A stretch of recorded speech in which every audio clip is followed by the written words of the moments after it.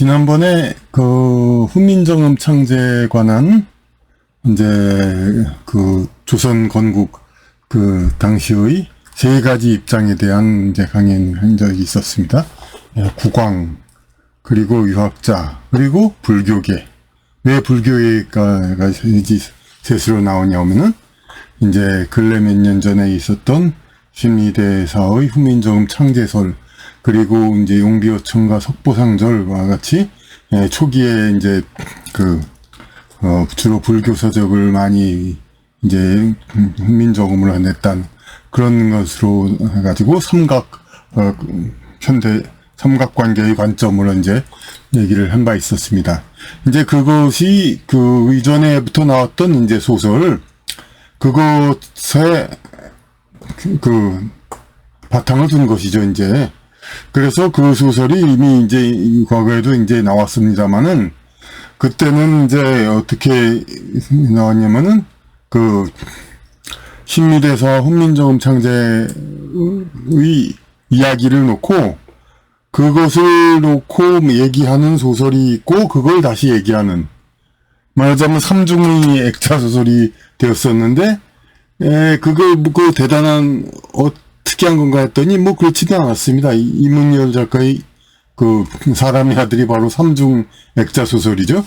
그러니까, 주인공, 그러니까 형사가 이제 그 사건을, 조사하고, 그리고 어느 게 내부 소설, 민요섭이가 그 사람의 행적을 조사하고, 또 그 사람이 쓴 소설인지 글에 있는 아하스 페르츠라는 옛날 예수의 백에 대응하는 사람, 그 얘기가 나오고, 삼중이죠. 그게 있었다는 건 나중에 알았습니다. 쓸 때는 그것이 가나고, 하다 보니 삼중이 되었네 했는데, 그런 것이 있었습니다. 그러니까.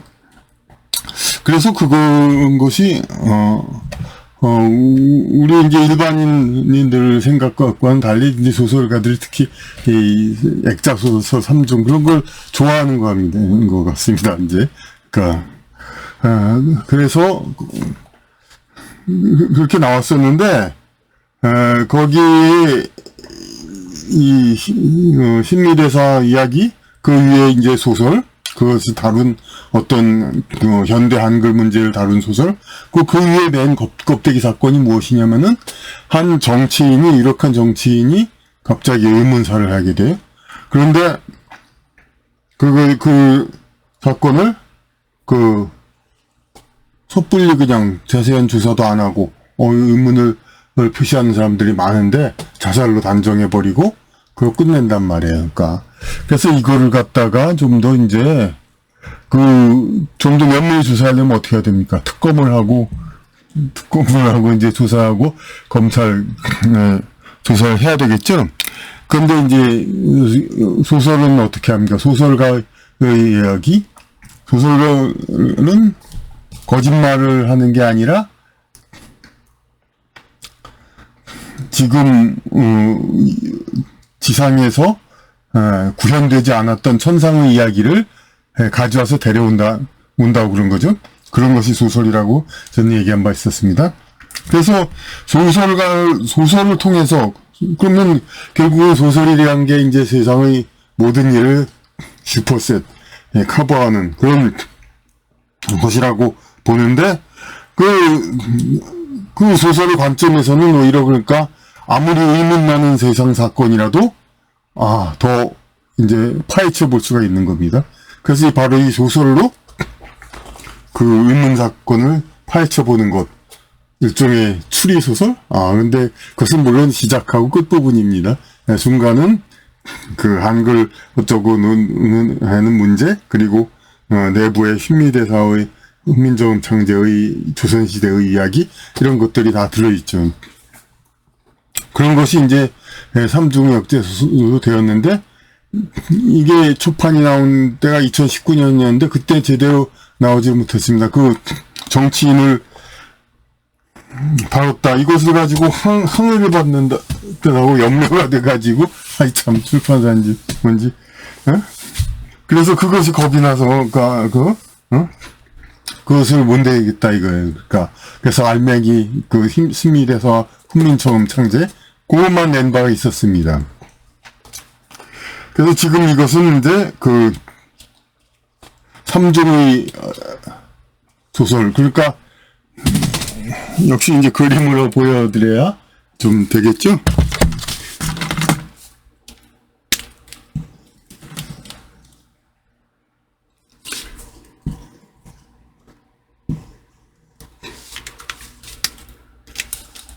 이렇게 삼중으로 나와가지고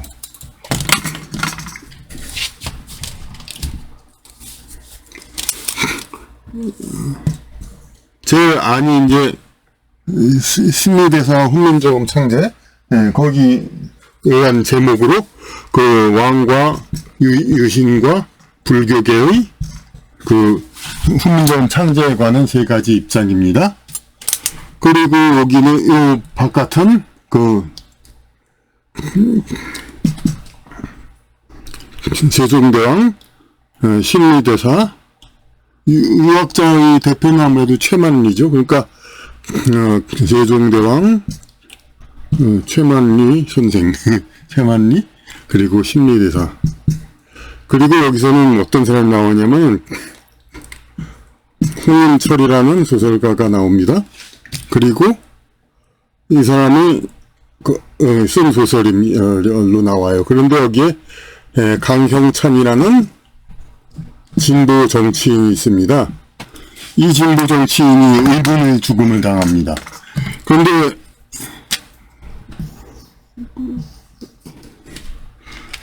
이것을 이제 조사해 보려고 하는데 홍인철이라는 작가하고 관계가 있었다 이게 과거에. 그래서 그 관계를 파헤쳐 보는 거예요. 그러니까. 그리고 그런데 이제 홍인철이라는 사람이 이 소설을 쓰는데 그것을 이제 진보 정치인 측에서 이제 이것을 알아보려고 하는데 이 사람이 안 나타나고 홍인향이라는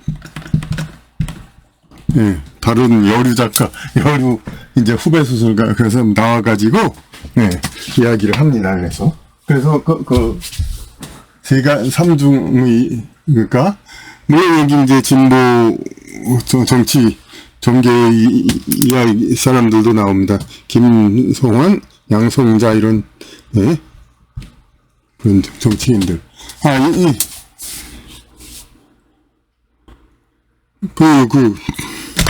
그렇죠. 홍인향 이 사람은 여기에 나오는 거죠. 홍인철이 이거 소설을 쓴 거고, 강형찬, 홍인향이라는 사람은 이쪽에 나옵니다. 여기 이쪽에는 안 나오고, 그러니까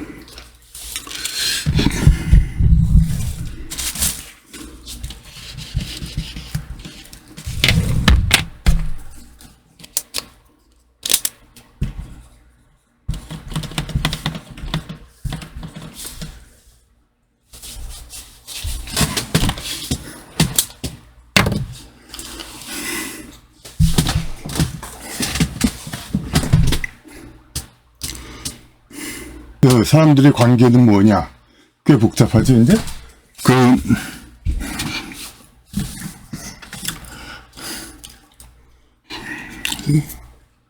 훈민정음 참제에 관한 이제 세 사람의 입장은, 왕은 뭐냐면, 이제 고려시대보다, 그 전에 고려시대보다 이 경역이 넓어졌단 말이에요. 그러니까, 다스리는. 왜냐면 그전에는 우리 알다시피 여기 떼시도 안 그려도 되죠. 고려시대에는 평양 원산의 그 정도까지가 우리 영토였죠. 그리고 지금의 함경도 지역 그런 쪽은 이제 여진족의 어떤 영토로서 분쟁이 있었죠. 그리고 그러다가 이제 이성계가 이제 함경도 지방을 다스렸던 그런 이제 그쪽 세력이니까 그쪽 세력이 이제 결국 한반도의 지역을 점령한 거나 마찬가지죠. 그건 마치 이제 중국에서 몽고에 있던 원나라가 중국 남쪽 중국 대륙을 점령해가지고 몽고까지가 중국 원나라는 중국 영토가 되죠. 네? 만주족 청나라가 만주족이 중국 대륙을 점령함으로써 처음에는 만주가 중국 대륙 영토가 아니었지만 만주까지도 중국 영토가 되는 거죠. 그런 식이나 마찬가지 원리로 이제 북방에서 점령해서 그 영토가 넓어진 그런 상황입니다. 어쨌든 간에 세종대왕 이제 그 태종 때까지는 알다시피 전부 다 이제 그 나라의 그 기틀이라기보다 아주 그냥 그야말로 싸우기 위한 권력투쟁, 그 사람 죽이기만 죽고 죽이는 그런 권력투쟁만 있었죠. 그 다음에 이제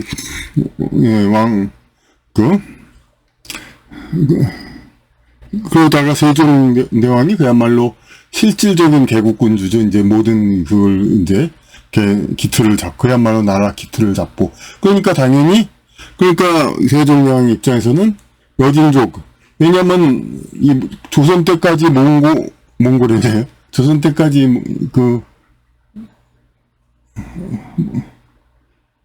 고려 때까지 우리 이두를 썼죠. 우리 이제 한반도의 민족은. 그래가지고 이두를 썼는데, 이두란 건 이 소리 그대로 쓰는 게 아닙니다. 우리 말이 하더라도 그냥 다 약속에 의해서 쓴, 한자나 똑같이 약속에 의해서 이제 표기를 하는 그런 글자죠. 그러니까 외국인이 금방 배우기는 좀 어렵죠. 이제 아주 그리고 다른 자료에서도 보면은 어쨌든 세종은 살기 좋은 때니까 외국 남쪽에서도 많이들 이제 귀화, 요새 말로 귀화, 그때 말로 하여튼 많이 들어왔단 말이에요. 그러니까 복속을 신청하고, 그러니까 외인들과 나라가 융성하니까 여진인과 외인들, 많은 사람들을 아우르는 그런 나라가 되기 위해서는 포괄적인 그런 아주 쉽게 그냥 통일해서 통할 수 있는 그런 글자, 소리 글자가 필요했던 것이죠. 이것은 몽고 원나라 말기에도, 원나라에서도 우리는 그냥 중국을 점령한 걸로만 생각하지만 그 위에도 그냥 무슨 티베트, 위구르, 당연히 위구르도 그때 원나라 지배하에 있었고, 만주도 그렇고, 다른 여러 민족들이 많단 말이에요. 그런 민족을 통일해서 이렇게 얘기해서 파스파 문자라고 소리 글자, 그걸로 전체적인 문자를 만들려고 했습니다. 원나라에서도. 그거의 재현이라고도 볼 수가 있습니다. 그러니까. 어쨌든 세종대왕 입장에서는 이제 넓어진 경역을 다스리기 위한 폭넓게 누구나 이제 쉽게 자기 생각을 쓸 수 있는 그런 소리 글자가 필요한 것이죠. 이두만으로는 국내에서 익숙한 사람들, 그런 사람들만 쓰지, 새로운 오는 사람들, 그런 사람들한테, 쉽게 익히라고 할 수가 없죠. 이두란 말 자체가 뭡니까? 이 앞에 이자는 관리할 때 리자입니다. 리는 낮은 낮은 공무원을 얘기하는 겁니다. 관은 높은 공무원을 얘기하는 거고, 그러니까 이두라고 하지만 읽을 독자입니다.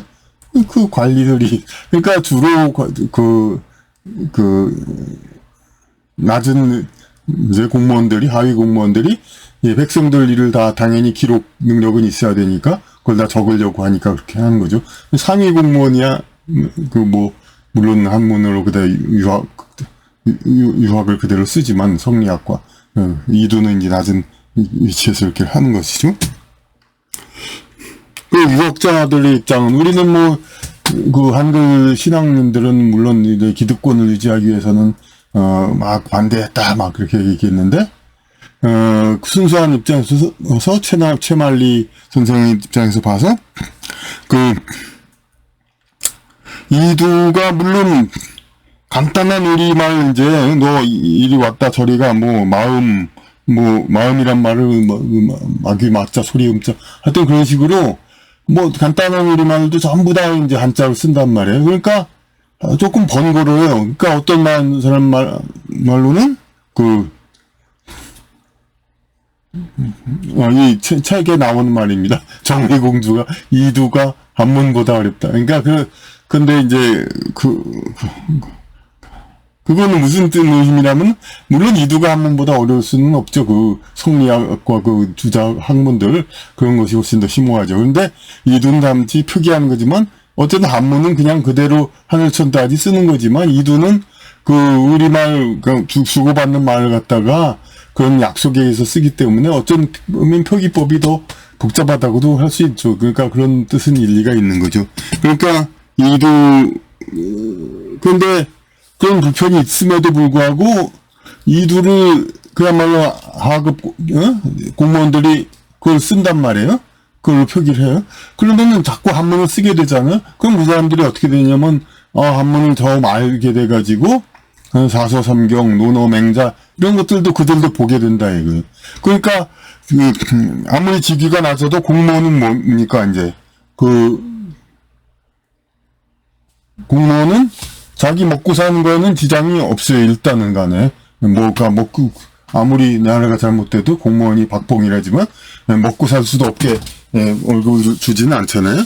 그러니까, 공무원은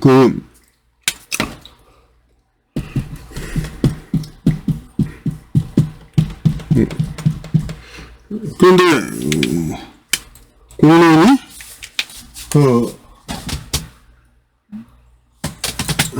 여기? 자기와 일반 사람들은 장사를 하고 이익만을 추구하는 행위를 해도 됩니다. 네? 장사하면서 이득 취하고 그것으로서 자기 세상의 본분을 하는 거죠. 농사하면서 이익 취하고 그러면서 도둑질만 한다면야 이익을 취하는 걸로 충분합니다. 사람의 본분은. 그런데 공무원은 아무리 낮은 직책이라도 먹고는 살게 해주는데 이득을 추구하지 않아도. 그런데 그 상황에서 어떻게 됩니까? 사람들의 권한들이 있지. 그러니까 누구를 옳게 하느냐 판단하느냐 뭐 어떻게 해주고 아무리 결정은 상위 공무원이 한다 하더라도 여기서 보고한다든가 뭐 여러 가지 중간에 걸러지는 것도 많고. 그러니까 공무원이 만약 이익을 취하려고는 기준으로 행동한다면 결국은 자기가한테 뒷돈을 주는 자들을 봐준다든가 기타 등등 여러 가지 부정을 하게 되죠. 공무원은 의를 추구해야 되는 거예요. 의를 추구하는 군자의 도를 배워야죠. 그러니까 군자의 도를 배우기 위해서 논어, 맹자, 사서, 삼경 하여튼 그런 학문을 배워야 된단 말이에요. 그래서 이두를 함으로써 이 낮은 공무원들도 학문을 하게 되고 그래서 군자의 도를 따르게 되니까 그나마 공무원들의 비리가 그나마 좀 줄어들게 되는 효과도 주어지는 것인데 만약 이제 최만리 선생이 걱정하던 대로 그러니까 훈민정음이 반포돼서 모두가 쓰면 편안케 하고자 해가지고 그러면은 모든 기록이 한글로도 된단 말이에요. 훈민정음으로도. 그러면은 원문 28자 원문이란 말은 이 비칭이 아니라 우리가 말하는 항상 쓰는 말, 늘 일상 쓰는 말이라는 그런 뜻입니다. 원문 28자로 왜냐면 이때 하위직 공무원의 기능이라는 건 사실 호적 같은 거 적는 거잖아요. 기록하는 거. 기록 능력이 있으면으로써 호적이 하위 공무원이 되는 거죠. 그런데 그 원문 28자로도 가능하단 말이에요. 그러면 원문 28자로 또 능히 자문을 볼 수 있게 돼요. 그럼 원문 28자로 공무원을 한단 말이에요. 그러면은 기본적인 출세, 그러니까 그냥 농사 짓고 이제 장사하고 그런 빡신 그런 자영업을 하지 않아도 먹고 살 수 있는 기본적인 출세를 하는데 원문 28자만 배우면 된다. 그러면은 학문을 그누가 원문 28자로 출세했으면 그누가 학문을 하겠습니까? 하고 상소를 했죠. 그러니까 학문을 한다는 것은 이때 학문은 뭡니까?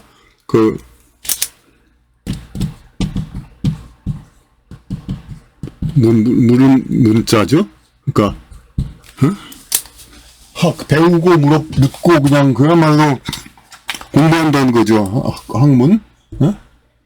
저 잘 보이지도 않는데 그냥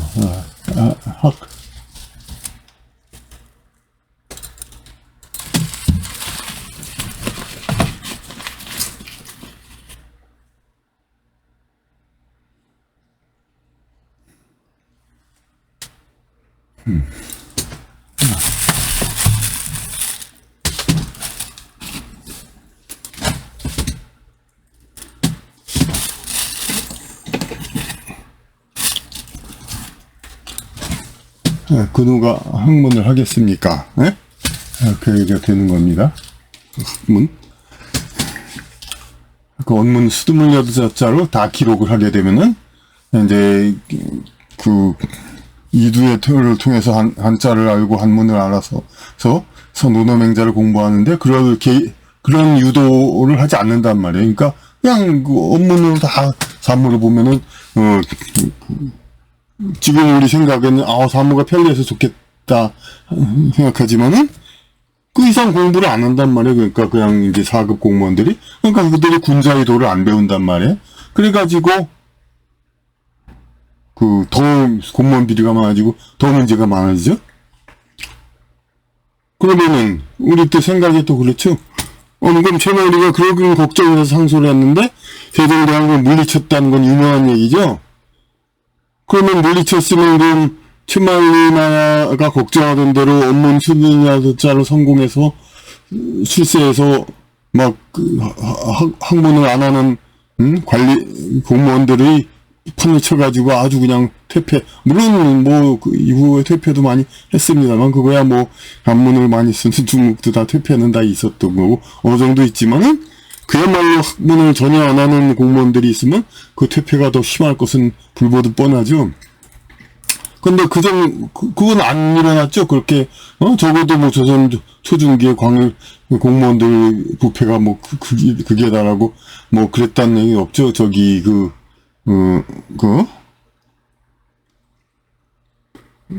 원문 28자를 출세하니까 세상이 학문을 안 하는 나라가 됐다. 그런 소리 없었잖아요. 그럼 최만리 선생의 상수가 틀렸느냐?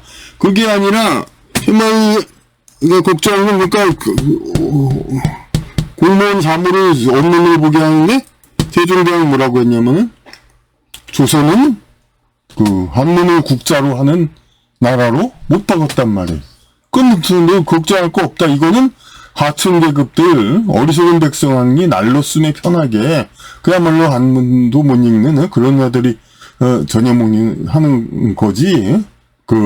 이두, 그것도 못 읽고, 한문도 못 읽는 자들을 이제 관리로 등용한다, 공무원으로 등용한다. 그런 일은 없다는 거죠, 그러니까. 네. 그러니까, 한문을 국자로, 실제로 다 한문을 썼잖아요. 한참 후에 이순신 장군도 일기장을 한문으로 쓰지 않았어요? 그러니까 조선은, 한문을 국자로 쓴 나라인데, 무슨 걱정이냐. 세종대왕은 당연히 그렇게 해서 관철해서 다 가능했죠. 훈민정음 창제로. 그러면 또 최만리 선생은 쓸데없는 걱정을 했냐? 그것만은 아니에요. 왜냐면은 왕조가 바뀌면은 어떻게 될까? 세종대왕이 아무리 조선은 그렇게 하더라도 왕조가 바뀌어서 또 이제 중국의 송나라가 원나라한테 넘어가고 명나라가 그건 나중 일이지만 하여튼 청나라한테 넘어가고 이렇게 북방 이제 비중화 민족, 비중화권 민족, 이제 중화 문명이 아닌 민족, 우리 민족도 물론 중화 문명 민족이죠. 그때 관점으로는 그거 넘어가면 결국 최만리가 워낙 우려한 대로 되지 않겠느냐. 그래서 결국 대한민국 초기까지도 괜찮지만 후기에 지금 들어와서 그 걱정은 지금 우려는 나타나고 있었네요. 그게 다 물론 소설에도 다 자세히 나와 있습니다. 그럼 또 세 번째 불교계의 입장은 뭐냐면 이제 신미대사가 그야말로 향가나 좀 픽션이 많죠. 아무래도 이제 그런 것을 보다가 이건 정말 불교를 그러니까 백성이 정말 누구나 읽을 수 있도록 해줘야 되겠다 생각해서 한 거죠. 그런데 이제 신미대사의 의도는 이제 픽션이죠. 근데 그냥 그야말로 불교를 백성이 모두 읽게 하는 거였는데 그것이 여기는 그렇게 했습니다. 좀 이제 우리말에는 사실 성조가 있고 여러 가지 복잡한 게 그게 많죠. 근데 그걸 다 이제 글자로 표현했으면 참 좋을 건 했는데 그건 이제 방점으로 이제, 했죠, 그러니까. 그래가지고, 나중에 방점이 없어져가지고, 우리, 한글이 굉장히 단순해지고, 저급화된 건데, 신미대사는 완전히 순수하게, 백성을 위한 글을 만들려고 했는데, 유학자들은, 그리고 약간의 기득권도 있었죠. 이제 한문은, 그야말로, 새로 만든 후민정 청제로, 이제 일본과 같은 한자 혼용, 일본에서 신숙주가 일본을 많이 갔다 왔잖아요. 일본에서의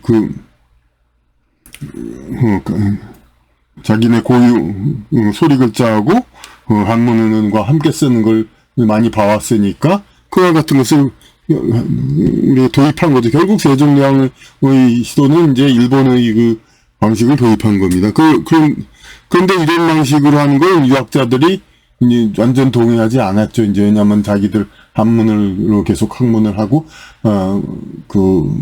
그런 식으로 풀어서 쓰는 거, 물론 한문을 겸용을 하는 거지만은 그것에 동의를 하지 않았죠. 그러니까, 근데 이제 완전히 이걸 표시할 수 있는 그런 이제 소리 글자가 그냥 그 기능을 훈민정음이 한문으로 기능할 수 있는, 왜냐면 이 불교의 원래 그런 산스크리트어잖아요. 한문이 아니에요. 그러니까 물론 지금의 한글로는 표현을 못하죠. 훨씬 심오한 얘기들이 많이 있으니까 영어도 그렇듯이. 하지만 지금은 불교 다 한문으로 돼 있죠. 그러니까 정보과학적인 의미를 잘 모르는 사람은 불교 원래는 그게 아닌데 왜 우리가 한문으로 봐야 하느냐 그런 생각 소리를 하죠. 근데 그 정보학적인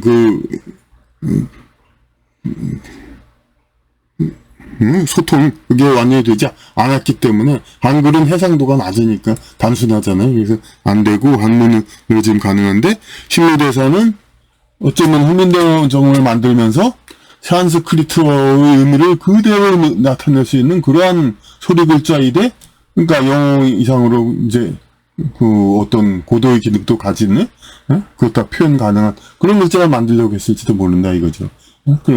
그런데 그렇게 하면 이제 한문을 통과하지 않고 이제 그대로 산스크리트어를 번역할 수 있는 그 의미를 그대로 그게 되니까 그거는 조금 더 너무나도 좀 혁명적인 거죠. 이제 그리고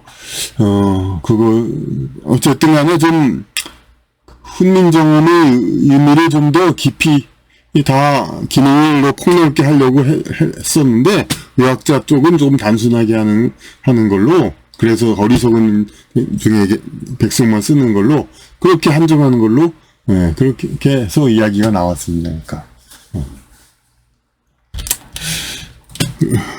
그래서 요 세 가지가 이제 신미대사 훈민정음 창제라는 제가 이제 여기 뒤에 엔딩 연결로도 다 링크를 시켜놓을 겁니다. 신미대사와 훈민정음 창제 과거에 나왔던 거 그리고 그리고 소설이 뭐냐면 홍인철이라는 사람이 그러니까 뭐 이름이 뭐더라 양종환가 뭐 어떤 좀 약간 미모이지만 정치지망생 그런 여자가 진보 정치하면서 그러는데 한글 신앙 그런 거에 따르는 걸 가지고 같이 이제 뭐 말싸움하다가 이 사람을 설복시키는 거 그렇게 돼 있고 강영천이라는 사람 정치인과 이제 서로 이제 인터넷 논쟁을 하고 이런 게 겉에 있고 이 홍인철이라는 사람이 쓴 소설이 신미대사 훈민정음 창제입니다. 근데 이 소설 한 권을 이제 이 강영찬이라는 사람은 여기에도 나오지만은 이쪽에 바로 여기에 나오죠. 정치인. 여기에 어떻게 나오냐면은 인문의 죽음을 당하고 그리고 나중에는 이제 뭐 여러 가지 일루미나티 그런 뭐 사건에도 휘말리고 그런데 그 사건이 여기에 맨 바깥에 나오고 여기 바깥에는 홍인철이라는 사람 안 나옵니다. 이제 홍인향이라는 사람이 나와가지고 그렇다고 이름을 비슷하게 했습니다만 뭐 자매나 그렇게 설정한 건 아니고 그냥 그렇게 한 거죠. 그래가지고 여기 사건 뒤에 수사와 이제 그거에 관련된 이야기가 있는 진보 정당에서 티격태격 얘기를 하는 거죠. 그러면서 자기 자료를 담고 하면서 이 소설을 이야기하고, 예, 그런 얘기가 되는 겁니다. 그래서 그렇게 해가지고, 이 책이 이제 그렇게 많은 내용, 그러니까 이게 있는데, 여기서 이제, 제가 조그맣습니다, 이제. 이것밖에 안 됩니다. 그리고, 여기서 이제, 신미대에서 이 소설에서는 뭘 얘기하냐면, 그러니까 한글 창제에 관한 이야기를 한다면서 우주 기록소, 아카식 레코드 이거를 탐구하는 이야기로 나옵니다. 그래가지고 무슨 뭐 영혼, 뭐 영성 이런 얘기들, 그런 얘기들이 막 나오고, 근데 이런 게 이제 어렵다. 그래서 혹시 그렇지 않을까 생각도 들었는데, 오히려 이제 그거를 읽어본 선배 작가님 이런 이 전체가 더 좋았다고 얘기를 했었죠. 그리고 이걸 빼고 이거 알맹이만 이제 출간한 거에 대해서는 별로 이제 좋은 그 책이 아니라고 평가돼져가지고, 그래가지고 이번 기회에 이것만 낼까 생각을 하다가 결국은 이거 전체를 다 내기로 했습니다. 그래서 왜냐면은 이 내용 중에서는 물론 또 그냥 제가 저희 관점에서는 좀 너무 기초적인 얘기도 좀 있습니다. 그냥 한 글자에 대한 이제 기본적인 얘기들 뭐 이런 것들. 하지만 그런 것이 참 한국인의 문자의식 이런 거에 대한 보통 사람 생각대가 어떤가 그런 것들을 전부 정리하는 의미로 해서 그걸 다 얘기할 필요가 있다고 생각되어가지고, 그래서 모든 걸 다 이제 여기다 집어넣어가지고, 그러니까 300페이지, 그러니까 훨씬 넘는 그런 얘기가 되어 있습니다.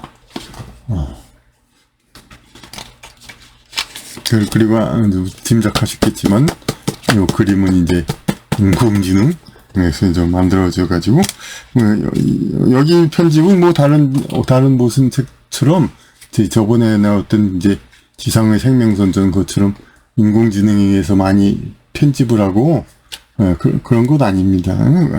하지만 표지에 대해서는, 그러니까 제미니라며? 여기서는 제미니를 별로 안 썼습니다. 먼저 지상의 생명성전에서 제미니가 편집을 많이 했죠. 요거는 이 표지는 챗 GPT고, 평소에는 유료 안 썼는데 요 표지를 쓰는 전후에는 유료도 잠깐 했었죠. 그래가지고 요 제목은 이 딥시크라는 중국 이제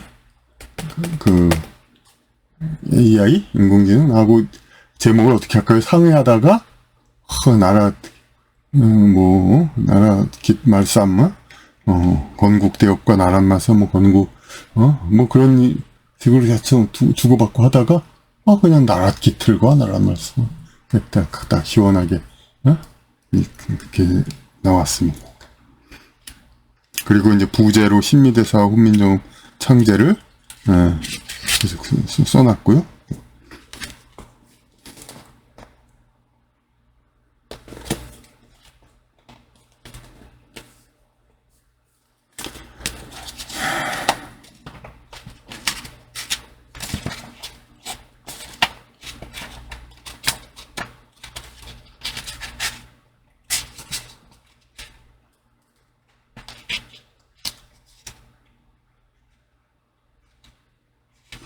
하여튼,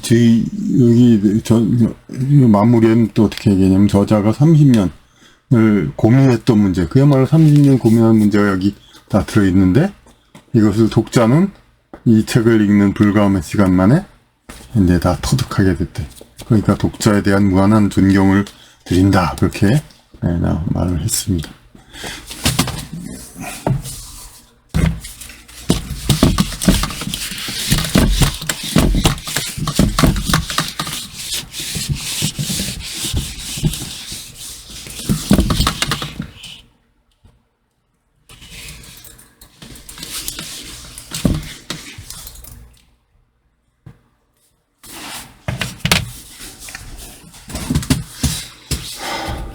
그래서 이 책이 나온 이제 근본 취지가 뭐냐면은 지금 이 인공지능 시대잖아요. 인공지능.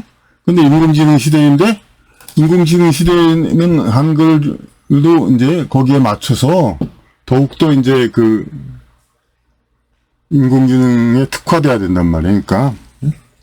그런데 지금 오히려 우리의 이제 언어가 창제 당시의 그 언어보다도 더 그게 안 돼 있죠. 그러니까 창제 당시보다도 더 정보과학적으로 더 못해져. 그러니까 오히려 오죽 하면 삼성 같은 데서 보고서를 영어로 하라. 인공지능이 알 수 있도록. 한글은 모호하니까, 한국말로. 근데 그렇게밖에 한글이라는 그 고정관념이 있다 보니까 한국어는 인공지능이 안 된다. 이걸로, 얘기를 하고 있는 거죠, 지금. 그러니까 이게 얼마나 이제 잘못된 것인가, 현재의 상황이.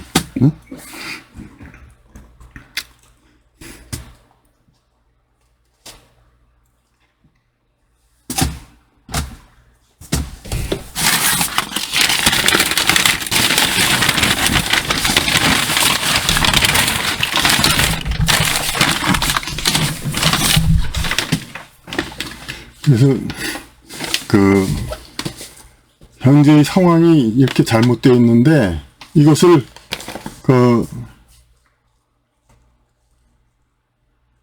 여기 뭐라고 여기 써 있는가? 맞습니다. 그러니까 여기에 오늘날 그러니까 정보가 인공지능 시대에 맞게 이게 돼야 되는데, 인공지능 시대에 맞게, 우리 언어가 돼야 되는데, 오히려 정보과학적으로 더 안 되게 하는 상태가 되고 있죠? 근데 이거를 일선 엔지니어가 얘기를 하는데, 엔지니어들은 몰라요. 그런 생각 자체가 없어요. 그냥 영어로 그냥 한다는 거. 그래가지고 그냥 위에 따른다 뿐이고. 그리고 엔지니어도 모르고, 기술자들도, 인공지능 기업 경영자들도, 심지어는 정치인들도 다 이제 아무 입을 다물고 있어요. 그러니까 우리 말 언어의 정보과학화에 대해서. 그런데 그러면 어문론 계열 어문학자들이 해야 되지 않냐? 그 사람들은 원인 제공자들이에요. 원인 제공자. 애초부터 우리말을 그렇게 만든 사람들이 그 사람들이에요. 그러니까 그거는 기대할 수가 없어요. 그럼 누가 해야 되느냐? 누가 해야 되느냐?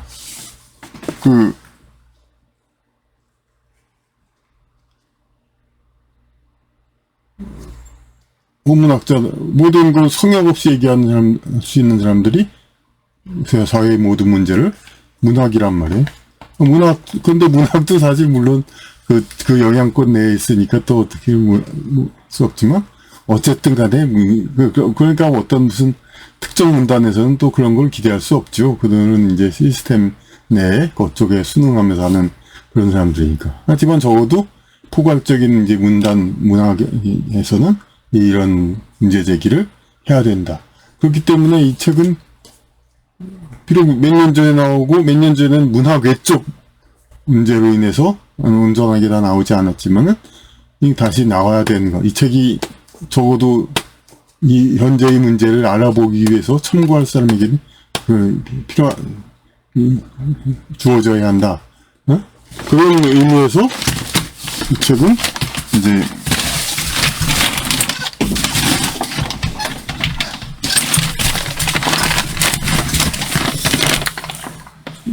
이 책이 필요로 했던 것이죠. 그러니까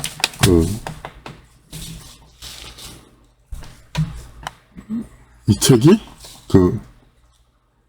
필요로 한, 그러니까 우리 글자의 정보과학적인 퇴보, 이 상황을 극복하기 위해서 문제를 가지고 있는 사람들, 그런 사람들이 최소한의 이제 레퍼런스, 그걸 할 수 있는 그러한 자료가 우리에겐 주어져야 하고, 그렇기 때문에, 그런 의미에서 이 책이 있어야 하는 그런 이유입니다. 그래서 이 책의 재출간, 비록 재출간이라 하지만 오히려 바로 이 인공지능 시대에 꼭 또한 이 책이 있어야 한다는 것, 이것을 여기서 강조하는 것입니다.